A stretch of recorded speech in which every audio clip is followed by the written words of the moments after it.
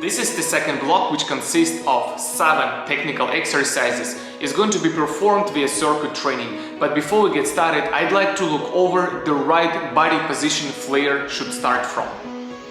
We're gonna start from the push-up body position. Your hands are going to be right underneath of your shoulders with one palm in between of your hands.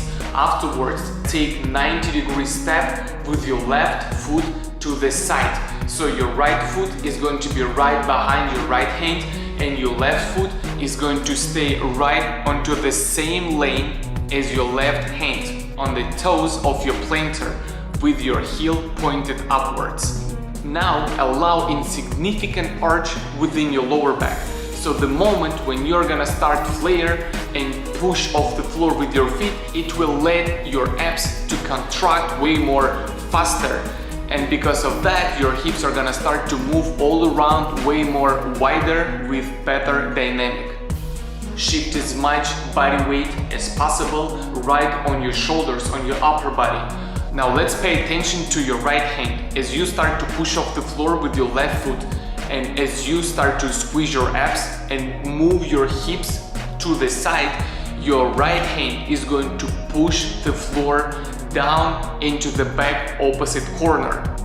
So you shift as much weight as possible on your upper body when your feet are already up in the air, and your right hand is supposed to help you to gain more dynamic, more power by pushing into the back opposite corner.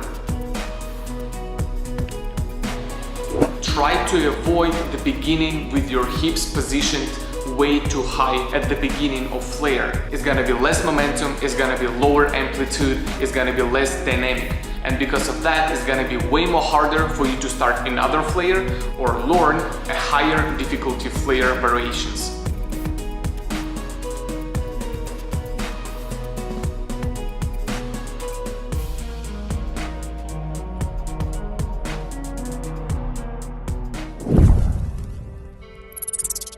The exercise number 1 is sideways plank hold with few synchronized movements. You gotta push your shoulder to the side so you have your shoulder, your deltoids right above your knuckles.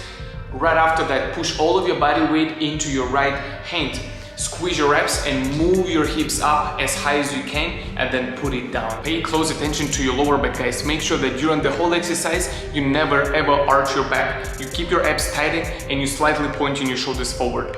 By taking the second exercise, we're gonna be doing 8 steps out of the push-up plank body position. Make sure that you constantly squeeze your glutes and push your hips up, move your hips all around with the biggest amplitude possible and push your shoulder down into the floor as much as you can. Once you start to take your steps and shift your body weight on just one arm, make sure that you keep this arm perpendicular with the floor. Then keep this axis and don't get it angled. This arm is going to be always as straight as possible, pointed down into the floor. Then as you finish those 8 steps and you get back into the push-up body position, don't stop pushing your shoulders down into the floor. Third exercise, we're gonna proceed with the sharpest kicks possible sideways towards your shoulder out of the push-up body position. Make sure that you keep high tempo and use the biggest range of motion. Also, pay attention to the rest of your body. Your abs, your glutes are going to be constantly tightened, your shoulder blades are going to be apart, your shoulders are gonna be constantly pushed down into the floor. So nothing is gonna move but your legs. The fourth exercise is Flair preparation practice, plus sideways leg sachet and land to 180 degrees turn. Shift as much weight as possible on your shoulders, and once you go, feel the axis you're moving around.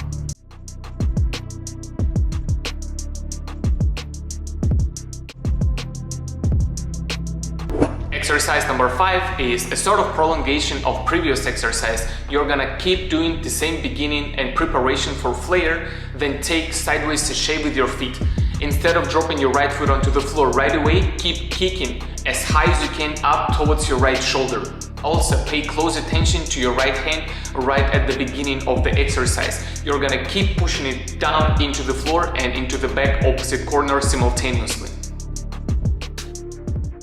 The exercise number 6 is pretty much the puzzle of 2 previous exercises put it together. What we're about to do is the same preparation for Flair And then we're gonna take the sideways feet sachet unless our right leg is kicking the right shoulder.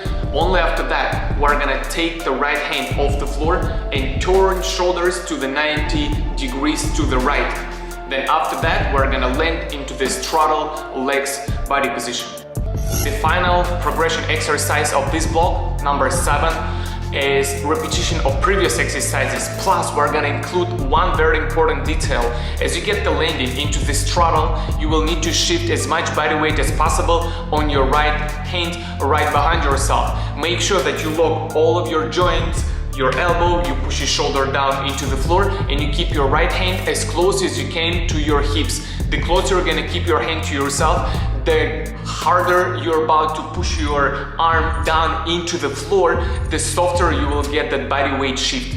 You will need to slide your left foot by the circuit trajectory and shift the weight on your right hand right after. You can also take knee pads and put it on your heels to make landing softer. By doing all of those exercises with correct technique and using additional weights on your feet, you're gonna let your muscle memory work a lot better.